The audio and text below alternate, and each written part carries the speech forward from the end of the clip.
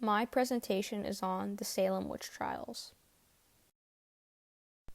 So what were the Salem witch trials? The Salem witch trials were a series of accusations, court hearings, and executions of alleged witches in the Massachusetts Bay Colony from 1692 to 1693. It started when a group of teenage girls had a mysterious illness, like fits and screaming, and were thus diagnosed by a doctor with bewitchment. These girls then accused a few people in the town who were brought to court, and one of them confessed as being a witch. This public confession set off a snowball effect of accusations, which led to one of the most infamous events of mass hysteria and religious paranoia in colonial America. What caused this hysteria? So before we can even talk about the witch trials that happened in Salem, we have to talk about the European witch hunts, which took place from the 1400s to the 1700s. Thus, witch hunting and legal persecution of witches was well established in Europe for 300 years. So when the English colonists came to New England and other parts of America, they also brought along their fear of witches with them. This helped normalize and encourage these trials as they had inspiration from Europe. It also just disseminated information about witch trials and witch fear and the possibility of the devil among them to people in New England. So the Salem witch trials were reflective of a broader global paranoia and adjacent events happening in Europe during this time. We've established that Europe was a catalyst for these trials, but that wasn't the only thing that reinforced them. Puritan God-fearing ideology was the foundation for religious paranoia. Puritans founded Massachusetts in 1630 and thus molded its society and culture accordingly. They wanted Massachusetts to be a city on a hill, which means a perfect Christian society that would be a role model for its neighbors. This emphasis on conformity made it easy for the accused to stick out, so anyone different. On the other hand, it encouraged accusers to double down on their accusations to purify their colony with noble cause through the name of God. And the next is providence. Now, providence is Puritans and other Christians' belief that God intervenes with the earth in human affairs according to his will. In this case, they viewed these trials and the witch epidemic as an intervention from God to punish the community for having lax morals and to test their puritanical strength. Now, the next is no separation of church and state. You might wonder or be amused at how seeming witchy would be an actual court hearing. However, it was a very valid legal matter to them at the time. This can be seen through things like witchcraft being the second capital crime in the Massachusetts Bay Colony Criminal Code. Also, spectral evidence was the majority of court evidence for these trials. Accusers claimed they were haunted by ghosts of people in their town, which implied that they are working with the devil and they're witches. So who are the people involved, specifically the accusers? Now, the main group were teenage girls and young women. And this is very unique because, in general, women and children had little say in Puritan society. Now, the reason for these accusations were lots of family disputes and rivalry, like between more rural areas of Massachusetts and the more wealthy ones, or just personal vendettas, and also fear of the supernatural or other. So, who were the accused? The majority were women. This is because Puritans viewed women as more susceptible to sin.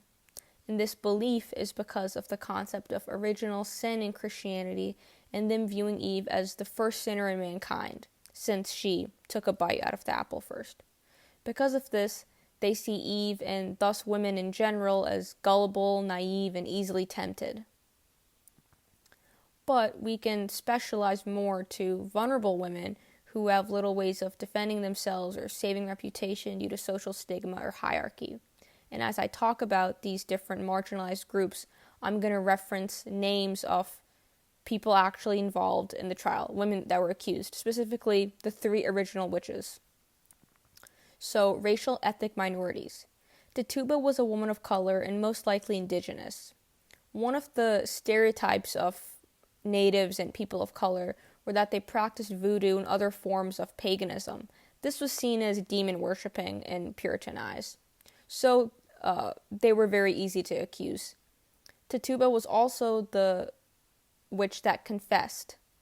False confessions were pretty common during this time because of coercion and public pressure. In her case, she was physically beat by her master. The next is poor and low class. Sarah Good, the second witch, was a beggar. Next is unmarried women and widows.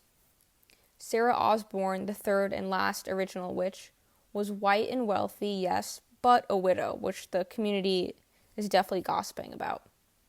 And an honorable mention is Bridget Bishop, who was unmarried and a notable name in the trials because she was the first execution. Others are just eccentric and outspoken individuals in general, women, men, anyone who's seen as a heretic. Common myths and misconceptions about this trial. Only women were accused or could be witches. So yes, the majority were women, but not all of them.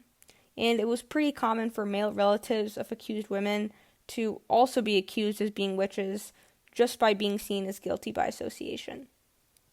Witches were burned at the stake.